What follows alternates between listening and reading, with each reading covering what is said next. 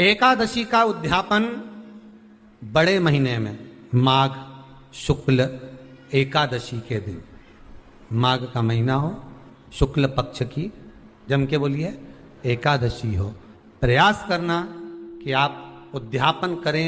भले 5, 10, 11, 12 जितनी एकादशी हो जाए, 26 हो जाए तो ज़्यादा अच्छी है, नहीं तो आप करें तो माघ महीने की शुक्ल पक्ष की एकादशी के दिन आप उद्यापन करें, प्रयास करें। का अगला वर्णन ध्यान से सुनिएगा। मान लो आपने एकादशी का उद्यापन में बाद में करूं नहीं करूं, श्वास का कोई भरोसा है? बोलो तो, है क्या कोई भरोसा? नहीं। श्वास रुक जाएगी चलते चलते, क्षमा बुझ जाएगी जलते जलते, दम निकल जाएगा रोशनी का, क्या भरोसा है इस जिंदगी का? कोई भरोसा है कि आप 26 एकादशी पूरी कर पाओगे? जब 26 एकादशी पूर्ण हो जाए तब आप उद्यापन एक बार का जरूर करें। किसी के मृत्यु के बाद आपने जो एकादशी दी है, जैसे कोई परदादा गए, दादा गए, कोई बुजुर्ग गया, पंडित जी ने कहा एकादशी का दान दो, आपने दे दी 5 एकादशी, 4 एकादशी, 3 एकादशी, 2 एकादशी, आपने जो एकादशी दी है, मना नहीं, दो और देना चाहिए। दान धर्म पुण्य तो करते रहना चाहिए, जब मन मिले तब कर दो, मौका मिले तब करो। तो एकादशी जो आपने दी है, और आपने किसी जीव को एकादशी दी है जो चला गया है, उस जीव को जब एकादशी दे देते हो, उसकी 11 एकादशी, 5 एकादशी, 3 एकादशी जितनी आपने दी है उतनी पूरी हो जाती है। उसके बाद में एकादशी का एक व्रत नहीं रखना चाहिए, उसके बाद फिर अगला एकादशी का व्रत धारण करना चाहिए। वापिस फिर पुनः तो क्या करोगे उस दिन? जिस दिन आपने एकादशी जीव को दे दी, 5 एकादशी दी, तो छठी एकादशी पे क्या करोगे उसको? ये नहीं कि आपको अन्न खाना है, आपको व्रत नहीं रखना, पर आपको अन्न का सेवन नहीं करना। उस दिन दूध की सामग्री, कोई फ्रूट्स, कोई फल आपको उस दिन ग्रहण कर लेना, पर आपको ये नहीं करना है कि हमने तो एकादशी करी ही नहीं है आज, तो हम अन्न खा लेंगे। नहीं, कथा में वर्णन आया था, कल कथा में कहा था, मुर को जब मारने का समय आया, पाप सामने आ गया, भगवान ने उस पाप को किसमें ले जाकर छोड़ा? पाप पुरुष को अन्न के भीतर। पाप पुरुष कहां गया? अन्न के भीतर। एकादशी के दिन एक दिन पाप पुरुष अन्न के भीतर रहता। एकादशी का अगला वर्णन ध्यान से सुनिएगा। मान लो आपने एकादशी का उद्यापन में बाद में करूं नहीं करूं, श्वास का कोई भरोसा है? बोलो तो, है क्या कोई भरोसा? नहीं। कि आप 26 एकादशी पूरी कर पाओगे? नहीं, किसी ने देखा हो तो बात दूसरी। एक बार वो युधिष्ठिर के सामने कोई मांगने के लिए, एक दरवाजे पर कोई दान मांगने के लिए आ गया युधिष्ठिर के पास, और युधिष्ठिर ने कह दिया, महाराजा युधिष्ठिर बोले कल आकर ले जाना, कल आओ ले जाओ। भीम ने एक ढोल उठाया और बजाना प्रारंभ करा, और साहब बजाया कि सारे लोग इकट्ठे हो गए। सबने पूछा हुआ क्या भीम, कौन सी खुशी की बात है, बात क्या है? तो भीम बोले मेरे भैया ने काल को जीत लिया। काल को जीत लिया मतलब मेरे भैया बोले कि कल आ जाना, हम तुमको दान दे देंगे। मतलब मेरे भैया जानते हैं कि कल तक मरेंगे नहीं, प्राण नहीं छूटेगा, मतलब इन्हें काल को जीता। ये समझ वाली बात है। आप हो, हम हो, कोई भी संसार का मनुष्य काल को नहीं जीता। जन्म मरण परण 3 भगवान के हाथ में है। जन्म मरण परण 3 शिव के हाथ है, मेरे भगवान के हाथ में। 3 भगवान के पास में है, 3 वो भगवान के पास रहेगा। कोई कितना ही करे, ना आपका ना हमारा, क्या भरोसा है इस जिंदगी का? है कल नहीं, क्या भरोसा? तो फिर मान लो हमने 7 एकादशी का व्रत कर लिया और उद्यापन नहीं कर पाए, 26 का इंतजार कर रहे थे और उससे पहले निपट गए, तो फिर उद्यापन ऊपर करोगे? अरे बोलो तो सही, उद्यापन कहां करोगे? सारे व्रतों में केवल एक व्रत ऐसा होता है एकादशी का, जिसका उद्यापन पहली एकादशी पर भी कर सकते हो। सारे उद्यापन में केवल एक उद्यापन ऐसा होता है, सारे व्रतों में एक व्रत का उद्यापन ऐसा होता है, वो है एकादशी का। ये जरूरी नहीं कि 26 पूरी होगी तभी तुम करोगे, या तो पहली में ही कर लो या फिर 26 पूरी हो तब कर। पर उद्यापन अगर तुमको ऐसा लगे कि हाँ मैं अभी तो जीऊंगी हो, अभी तुम्हारा बाल भी धोला नहीं हुआ, तुमको ऐसा लगे तो अभी तो मैं तो बढ़िया, तो फिर भले मत करो। पर एकादशी का नियम कह रहा है, एकादशी का यहां 18 नियम में से एक नियम कह रहा है कि एकादशी का उद्यापन पहली एकादशी पर भी हो सकता है, पहली पर भी कर सकते, फिर तुम्हारा मन पड़े तब। क्यों? तो पहली पर करने से क्या फल मिलेगा? तो एकादशी की नियमावली कहती है, अगर मान लो आपने पहली एकादशी पर भी उद्यापन कर लिया, इसके बाद में जितनी एकादशी करोगे वो सारी तुम्हारे खाते में जुड़ती जाएगी। मतलब बैंक में खाता खोल लो, ठीक है, खाता खोल लिया, अब जितना कमाता जाओगा उसमें डालते जाओ, जितनी कमाई करके लाओगे उसमें जमा करते जाओ। एकादशी एक बार उद्यापन पहले में भी हो गया तो बाकी का पुण्य तुम्हारे खाते में आ जाएगा,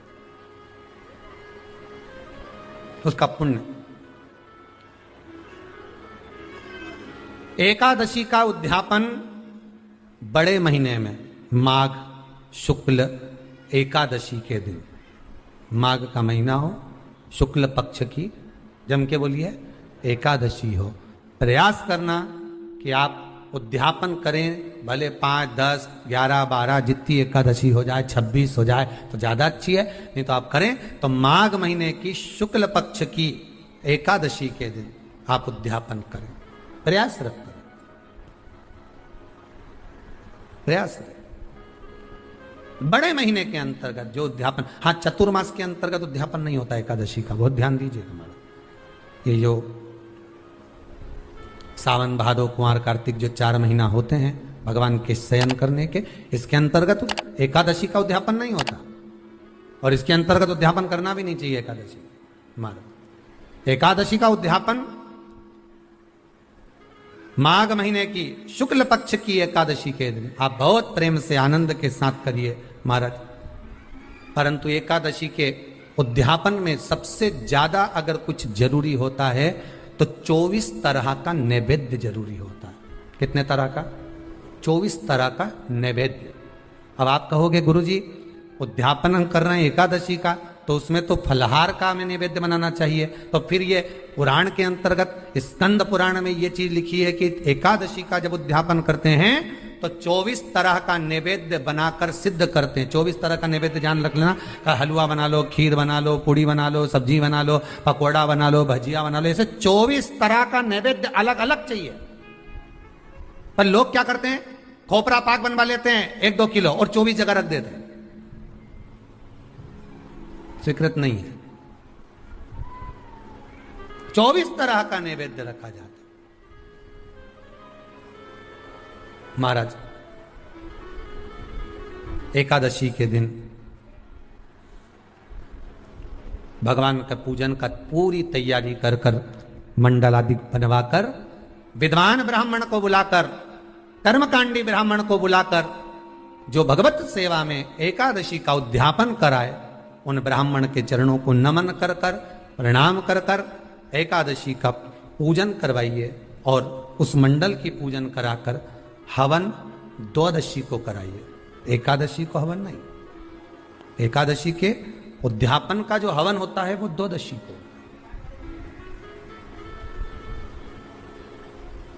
एकादशी का उद्यापन द्वादशी को बड़े प्रेम से आप खूब आनंद से हवन पूजन कराओ। पूजन कराने के बाद, हवन कराने के बाद 26 जोड़े ब्राह्मण ब्राह्मणी के बुलाकर भोजन कराकर उनको भाव से जो आप समर्पित कर सकते हो, जितनी आपकी सामर्थ्यता हो, उस सामर्थ्यता के अनुसार आप दान धर्म पुण्य करो, आप उन्हें प्रदान करो। और बन सके तो एकादशी की रात्रि को भी जागरण करें और द्वादशी के दिन जिस दिन हवन करें उसकी भी रात्रि को कुछ जागरण करें। जागरण का मतलब पहले भी कथा में कहा, प्रदोष की कथा में वर्णन किया था। हम ये नहीं कहते कि तुम पूरी रात जगो, हमारा तो निवेदन है 15 मिनट का करो, आधे घंटे का करो, 20 मिनट का करो, पर रात्रि के समय थोड़ी देर अगर एकादशी का उद्यापन कर रहे हो तो जागरण थोड़ी सी देर अवश्य करें। नहीं कर सकते अकेले बैठकर राम नाम जप लें, भजन कर ले, पर करो।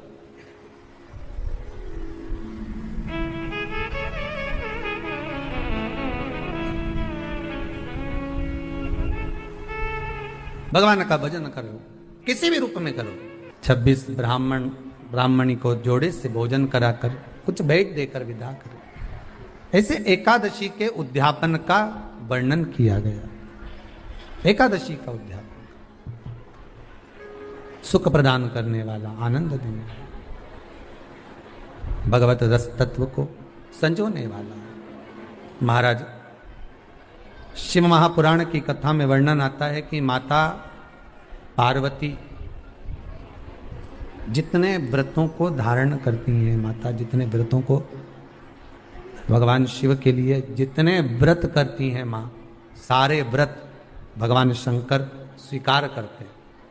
एक बात हमारे जीवन में आप उतार कर रखी है कि आप सोमवार का व्रत कर रहे हैं या मंगलवार का व्रत कर रहे हैं, बुधवार, गुरुवार, शुक्रवार, शनिवार, प्रदोष, एकादशी, जो भी व्रत धारण कर रहे हैं, जो भी व्रत आप अपने जीवन में उतार रहे हैं, कर रहे हैं, प्रयास करना कोई व्रत, कोई पूजन, कोई पाठ, कोई अनुष्ठान आप अपने लिए करो, दूसरों को बर्बाद करने के लिए नहीं।